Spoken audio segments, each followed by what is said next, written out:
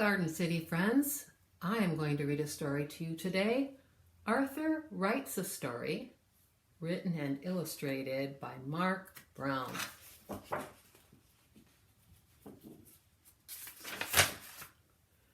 Arthur's teacher, Mr. Ratburn, explained the homework. "What should the story be about?" Arthur asked. "Anything," Mr. Ratburn said. "Write about something that is important to you." Oh, here he is. His directions are write a story. Number 1, have a beginning, a middle, and an end. Number 2, use details. And number 3, be creative.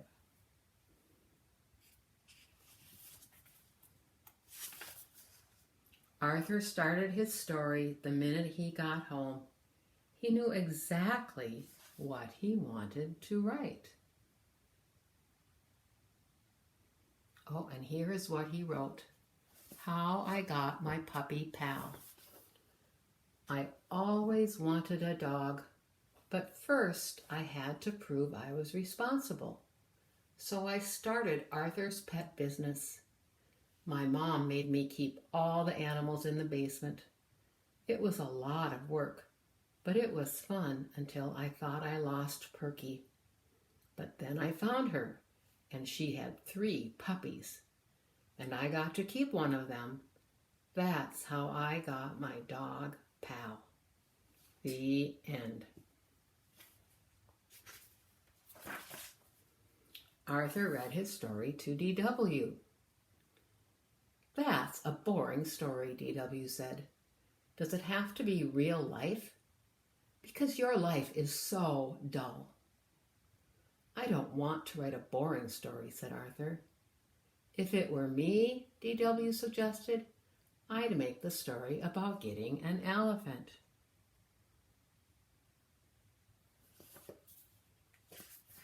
Do you think Arthur knows anything about getting an elephant?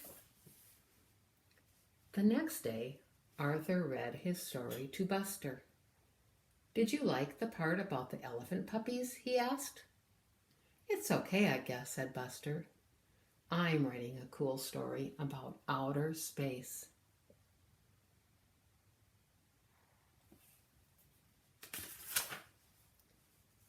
"Maybe my story should take place on the moon," thought Arthur.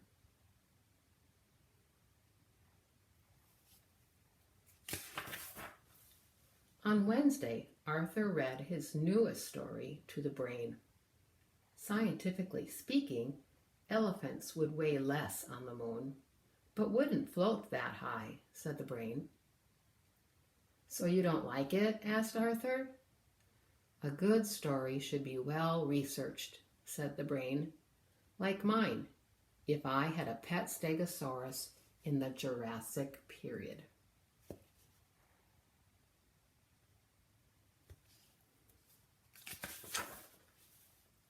Arthur hurried to the library.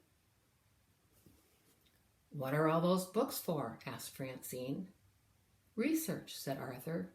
"I'm writing about my pet 5-toed mammal of the genus Loxodonta." "Your what?" asked Francine. "My elephant," Arthur explained. "Oh," said Francine, "I'm putting jokes in my story."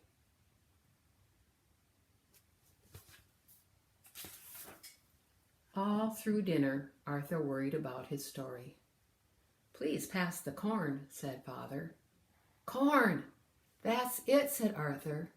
"Purple corn and blue elephants on planet Schmelephant. Now that's funny." "Arthur is acting weirder than usual," said D.W.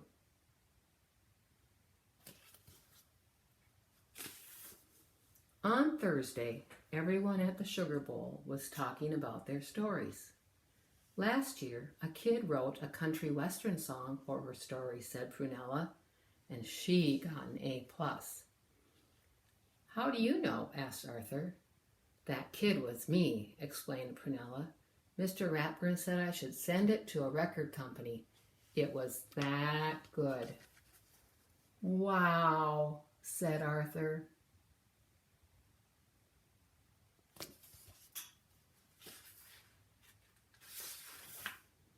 That night, Arthur's imagination went wild. He decided to turn his story into a song. He even made up a dance to go with it.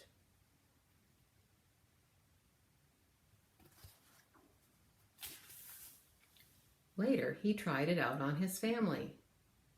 Now this little boy can go home and enjoy his own personal striped elephant, and you will see how happy he will be here on planet Schmelephant.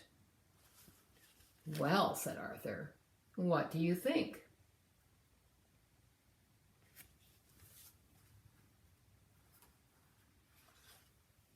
Mother and father smiled. It's nice, said Grandma Thora, but a little confusing. Too bad you can't dance, said D.W. What am I going to do, said Arthur. My story is due tomorrow. That night, Arthur didn't sleep very well.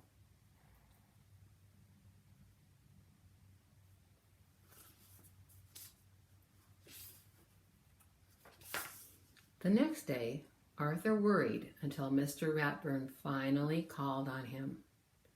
When Arthur's song and dance was over, the classroom was so quiet, it was almost spooky.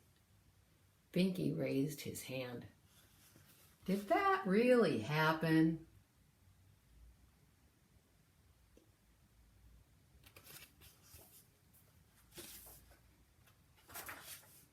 Sort of, said Arthur. It started as a story of how I got my dog. I'd like to hear that story, said Mr. Ratburn. The title was How I Got My Puppy Pal, said Arthur. Arthur told how proud he was of his pet business and how scared he was when Perky disappeared. And he told how happy he was to find her under his bed and how surprised he was to see her 3 puppies. And the best part is, said Arthur, I got to keep one.